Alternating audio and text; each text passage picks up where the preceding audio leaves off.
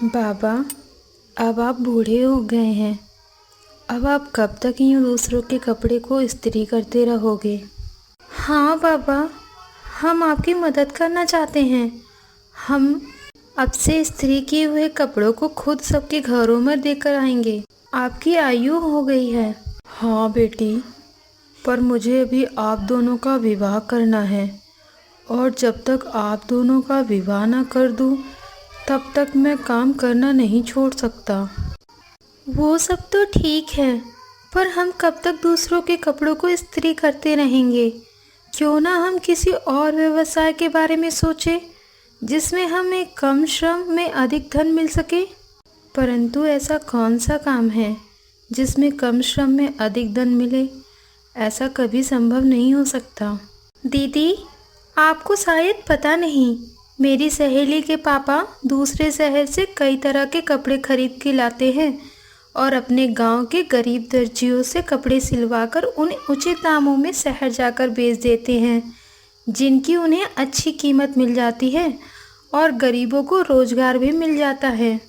ये तो अच्छा उपाय है, अपने साथ साथ दूसरों को भी रोजगार मिल जाएगा। बाबूजी, फिर हम भी वो वस्त्र खरीद कर ले आए। हाँ, क्यों नहीं, मैं जानती हूँ पिताजी कि वो वस्त्र कहाँ पर खरीदते हैं। ठीक है बेटा। सिद्धि खुश हो जाती है। उसे यूँ दूसरों के कपड़े इस्त्री करना अच्छा नहीं लगता था।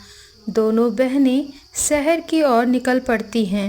चलते चलते वे दोनों जंगल में पहुँचती हैं और वे दोनों बहुत थक जाती हैं। सिद्धि, मैं बहुत थक गई हूँ। हाँ, मैं भी थक गई हूँ। चलो, ये सामने गुफा है, क्यों ना हम यहाँ विश्राम कर ले। दोनों बहनें आराम कर रही होती हैं कि तभी उनको किसी की आवाज़ सुनाई देती है। तभी वहाँ एक आदमी उन दोनों को देख लेता है, तो वह आदमी रिद्धि सिद्धि के पास जाता है।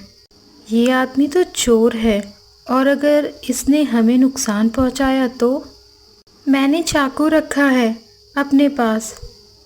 मैंने भी छड़ी रखी है। अगर तुमने हमें नुकसान पहुंचाया तो हम तुम्हें छोड़ेंगे नहीं। कहीं ये दोनों राजा की गुप्तचर तो नहीं? इतना सोचकर वह चोर वहां से भाग जाता है। चोर का चुराया धन वहीं रह जाता है। दीदी, ये देखो कितना सारा धन। यदि ये धन हमें मिल जाए तो। नहीं सिद्धि, ये धन चोरी का है और ये हम नहीं ले सकते। ये धन हमने तो नहीं चुराया, वो चोर छोड़ कर गया है। हमें क्या पता ये धन किसका है। मुझे ये धन लेना उचित नहीं लग रहा। दीदी, इस धन का एक हिस्सा आप ले लो और एक मैं। इस तरह करके सिद्धि रिद्धि को समझा बुझाकर धन लेने पे मजबूर कर लेती है। कुछ देर बाद रिद्धि बात मान जाती है और दोनों आधा आधा धन बांट लेते हैं। सुबह जब दोनों शहर की ओर निकलती हैं, वहाँ एक खाई होती है। दीदी, वो देखो, वहाँ खाई में एक सुंदर सा जानवर चल रहा है।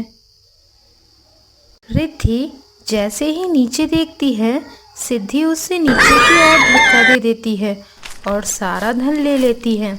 मेरे पास अधिक धन हो गया है, अब मैं बाबूजी के पास जाऊंगी। सिद्धि रिद्धि से चिढ़ती थी क्योंकि वह अधिक सुंदर थी। अब सिद्धि वापस जाती है कि उसे राजकुमार दिखता है। कितने सुंदर राजकुमार हैं। मुझे इन्हें अपने सौंदर्य और साहस से प्रभावित करना होगा। अगर मेरा इनसे विवाह हो गया तो मेरी तो किस्मत ही चमक जाएगी। राजकुमार शिकार करने जा रहे थे कि तभी सिद्धि अपना चाकू निकालती है और शिकार कर देती है। अद्भुत निशाना है तुम्हारा सुंदरी। तुम कौन हो? क्या तुम यहाँ शिकार करने आई हो?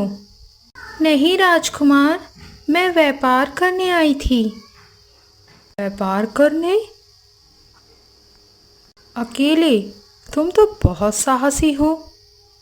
हाँ, मेरे पिताजी ने मुझे साहस और धैर्य में रहना सिखाया है। मैं तो तुम पर मोहित हो गया हूँ। मैंने तुम्हारी जितनी हिम्मती और साहसी लड़की नहीं देखी।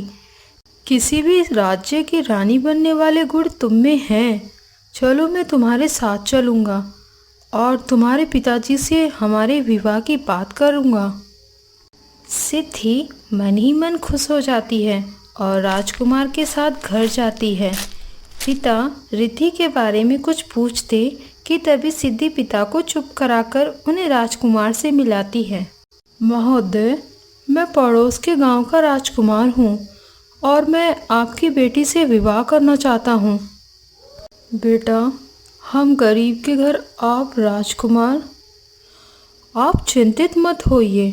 आपकी बेटी में वो सभी गुण हैं जो एक राजकुमारी में होना चाहिए।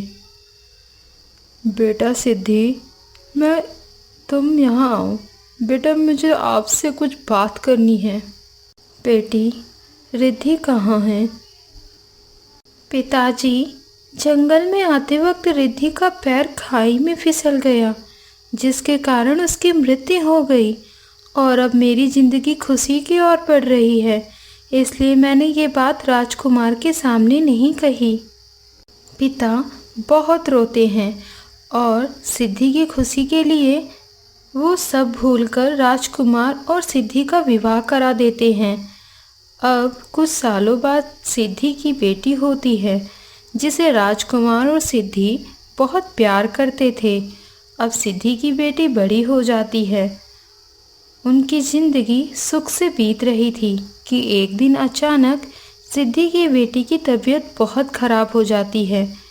कई वैद्य आते हैं पर सिद्धि की बेटी की तबीयत ठीक नहीं होती। इलाज में इतना पैसा लग जाता है कि सिद्धि का राजमहल तक बिक जाता है। वह झोपड़ी में रहने लगी। ये सब मेरे पापों की सज़ा है। हे भगवान, मुझे माफ़ कर दो। मैंने अपनी बहन की मृत्यु करके ये धन कमाया था। मुझे अब कोई दौलत नहीं चाहिए।